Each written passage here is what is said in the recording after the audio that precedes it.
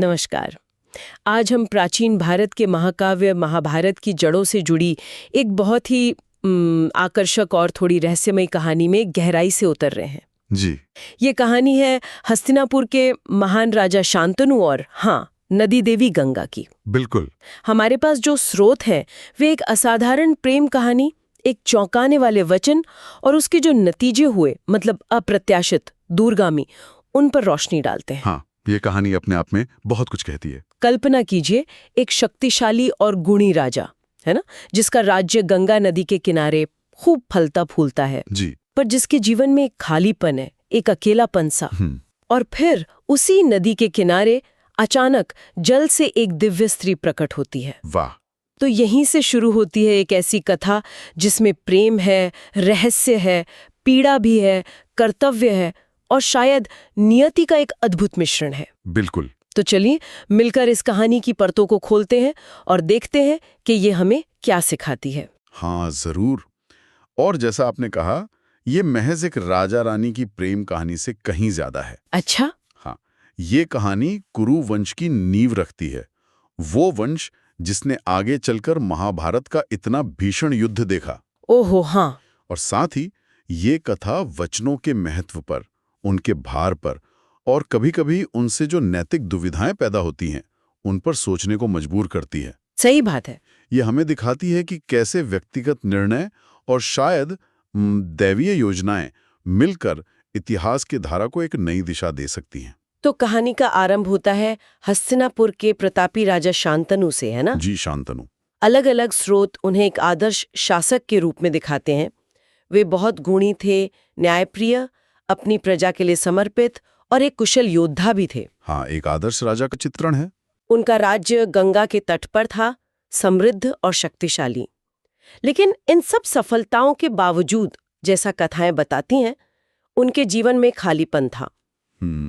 एक गहरी शून्यता, उन्हें एक योग्य जीवन साथी की कमी खलती थी। ऐसा लगता है जैसे सब कुछ होते हुए भी वो भीतर से अकेले थे। हाँ, और ये चित्रण बहुत महत्वपूर्ण है।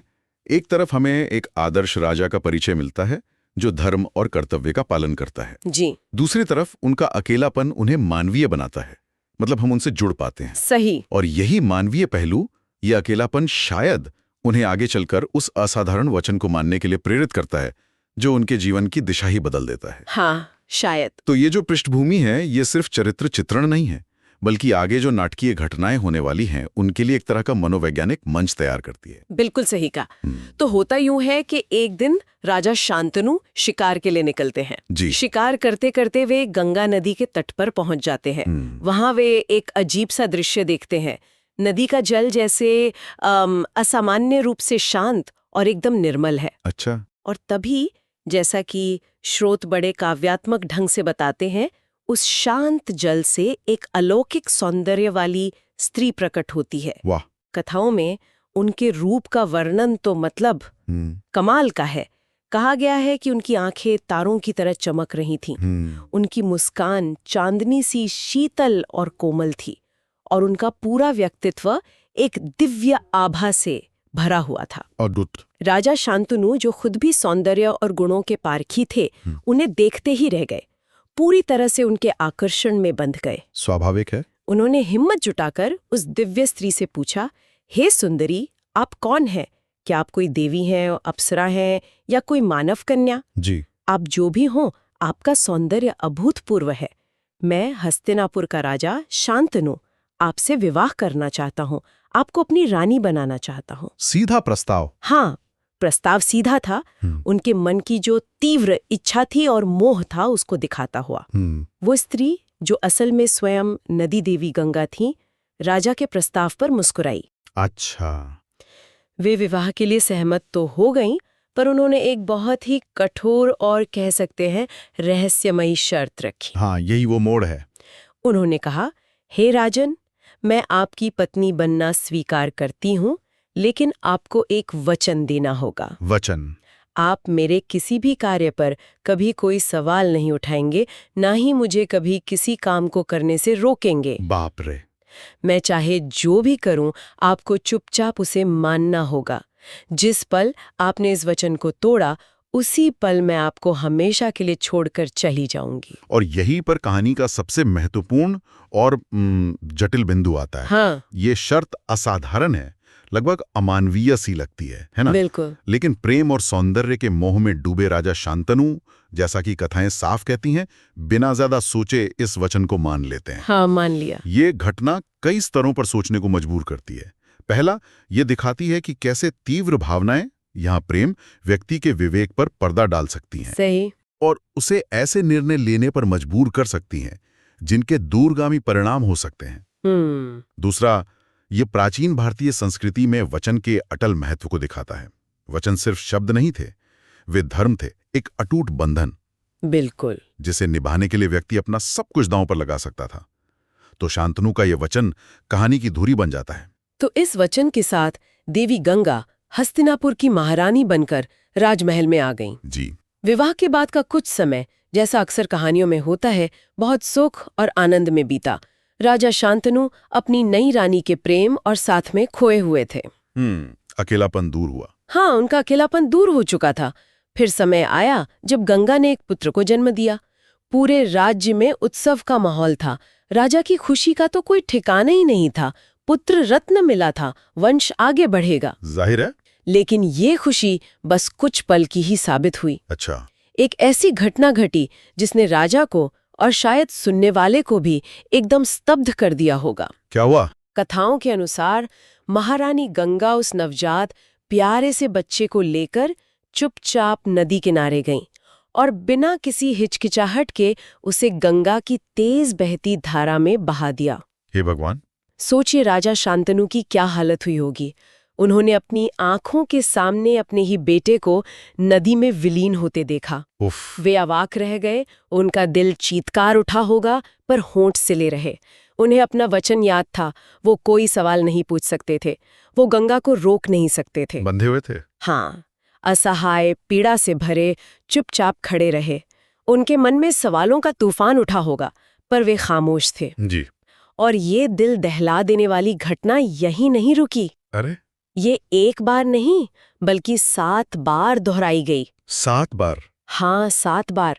गंगा ने एक के बाद एक 7 पुत्रों को जन्म दिया और हर बार जन्म के तुरंत बाद वे उस शिशु को ले जाकर नदी में बहा देती। अविश्वसनीय। हर बार राजा शांतनु उसी असहनीय पीड़ा से गुजरते। उनका दिल टूटता, वे अंदर ही अंदर घुटते रहे। पर अपने वचन से बंधे होने के कारण वो कुछ नहीं कर पाए, विवश थे। वे अपनी पत्नी से, अपनी रानी से एक शब्द भी नहीं कह सके। यहाँ राजा शांतनु का चरित्र का साधारण नैतिक और भावनात्मक कसौटी पर कसा जा रहा है। बिल्कुल। उनके भीतर जो द्वंद्व चल रहा होगा, उसकी कल्पना करना भी मुश्किल है। एक तरफ एक पिता का अपने बच्चे के लिए स्वाभाविक प्रेम और उसकी मौत का असहनीय दुख है।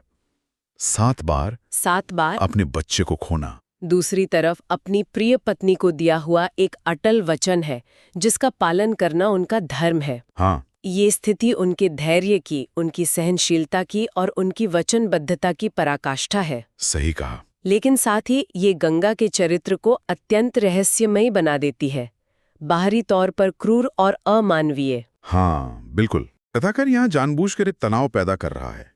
सुनने वाले के मन में ये तीव्र जिज्ञासा जगा रहा है कि आखिर इस अविश्वसनीय काम के पीछे का रहस्य क्या है? कोई माँ ऐसा कैसे कर सकती है? बिल्कुल।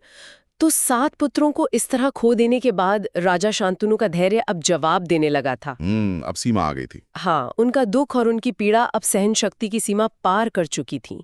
जब 8वां पुत्र जन्मा, तब राजा ने मन ही मन शायद तय कर लिया था कि अब वे चुप नहीं रहेंगे। अच्छा। जैसे ही गंगा हमेशा की तरह उस नवजात शिशु को लेकर नदी की ओर बढ़ी, राजा शांतनु अपने आप को रोक नहीं पाए। रोक लिया आखिरकार। हाँ, वे उनके पीछे दौड़े, उनका रास्ता रोका और पीड़ा, क्रोध और हताशा से भरी आवाज में पुकार उठे, रुको गंगा, बस अब और नहीं। मैं जानना चाहता हूँ कि तुम ऐसा क्यों कर रही हो? तुम अपने ही निर्दोष बच्चों की हत्या क्यों कर रही हो? क्या तुम्हारे दिल में जरा भी ममता नहीं है? आखिर तुम कैसी माँ हो? और ये क्षण, ये कहानी का निर्णायक मोड़ है, जिसे हम क्लाइमैक्स कह सकते हैं। बिल्कुल। यहाँ आकर राजा शांतनु का मानवीय पक्ष, एक दुखी पिता का दर्द, उनके सालों से निभाए जा रहे वचन पर भारी पड़ जाता है। हाँ। इतने समय तक जिस वचन ने उन्हें पत्थर बना रखा था, आखिरकार उनकी भावनाएं, उनका पिता का स्नेह उस बंधन को तोड़ देता है। टूट गया बंधन। उनके प्रश्न पूछते ही, उनके गंगा को रोकते ही विवाह के समय रखी गई वो शर्त भंग हो जाती है, वचन टूट जाता है। जैसे ही राजा के मुंह से ये शब्द निकले, वचन टूटा, गंगा वहीं रुक गई। कथाओं के अनुसार उनका चेहरा शांत था, पर उनकी आंखों में अब क्रोध नहीं था, बल्कि एक गहरी समझ और शायद थोड़ी उदासी थी। अच्छा। उन्होंने राजा की ओर देखा और कहा, राजन, आपने अपना वचन तोड़ दिया है, इसलिए हमारे साथ रहने का समय अब खत्म हुआ। ओह। पर जाने से पहले मैं आपको उस रहस्य से अवगत कराना चाहती हूँ जिसने आपको इतने सालों तक पीड़ा दी है। अब समय आ गया है कि आप सच जानें। तो अब रहस्य खुलेगा। हाँ, और तब गंगा ने अपना साधारण मानव रूप त्याग कर अपना असली तेजस्वी दिव्य स्वरूप प्रकट किया। देवी रूप? हाँ, वे एक दीप्यमान देवी के रूप में राजा के सामने खड़ी थीं। उन्होंने उस रहस्य से पर्दा उठाया जो अब तक छुपा हुआ था। क्या था वो रहस्य? उन्होंने खुलासा किया कि वे जिन बच्चों को नदी में बहा रही थीं, वे वास्तव में उनके और शांतनु के पुत्र नहीं थे। तो कौन थे? बल्कि वे 8 वसु थे, देवताओं का एक गण। वसु? अच्छा। गंगा ने विस्तार से बताया कि इन 8 वसुओं ने स्वर्ग में एक बार ऋषि वशिष्ठ की प्रिय कामधेनु गाय नंदिनी को चुराने का प्रयास किया था। ओहो, ये कथा है। हाँ, इस अपराध के कारण क्रोधित ऋषि वशिष्ठ ने उन्हें मनुष्य योनि में जन्म लेने का श्राप दे दिया था। ये सुनकर वसु बहुत दुखी हुए और उन्होंने ऋषि से क्षमा मांगी। तब ऋषि ने कहा कि श्राप तो भोगना ही पड़ेगा, लेकिन उन्होंने 7 वसुओं के लिए श्राप को थोड़ा हल्का कर दिया कि वे जन्म लेते ही मानव जीवन से मुक्त हो जाएंगे। अच्छा, 7 के लिए? हाँ, पर 8वां वसु द्यौ या प्रभास, जो इस चोरी का मुख्य योजनाकार था, उसे पृथ्वी पर एक लंबा, कर्मठ और यशस्वी जीवन बिताना होगा। उसे पूरी सजा मिली? बिल्कुल। इन श्रापित वसुओं ने तब देवी गंगा से प्रार्थना की थी कि वे पृथ्वी पर उनकी मां बने और पहले 7 को जन्म लेते ही मानव योनि के कष्टों से मुक्ति दिला दे। ओहो, तो ये बात थी। हाँ। ये रहस्योद्घाटन तो कहानी के पूरे मायने ही बदल देता है। बिल्कुल।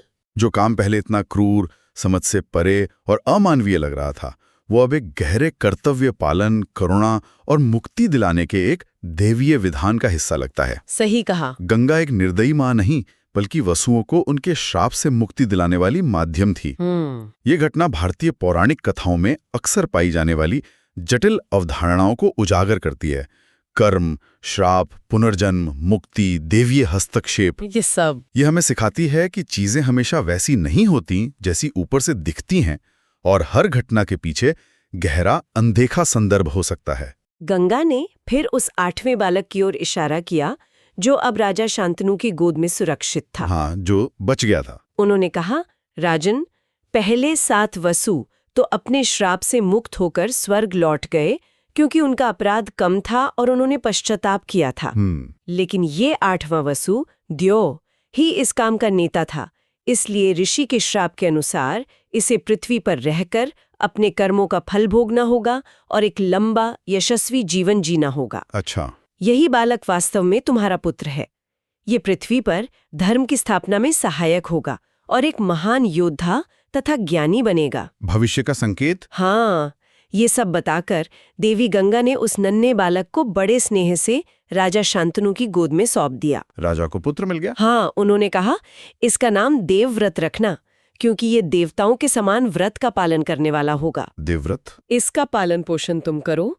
जब ये शिक्षा दीक्षा के योग्य हो जाएगा, तब मैं स्वयं या किसी योग्य गुरु के द्वारा इसकी शिक्षा की व्यवस्था करूंगी।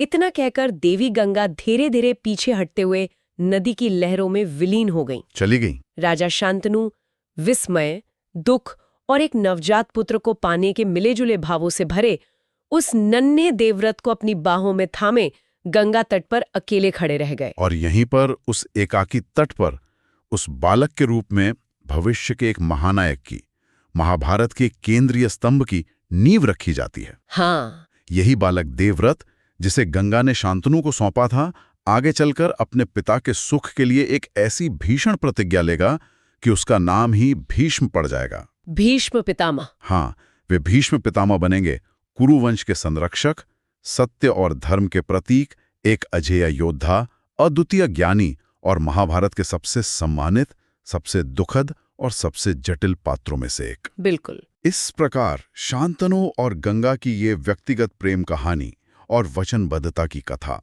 कुरुवंश की उत्पत्ति और अंततः महाभारत के महायुद्ध की प्रस्तावना बन जाती है।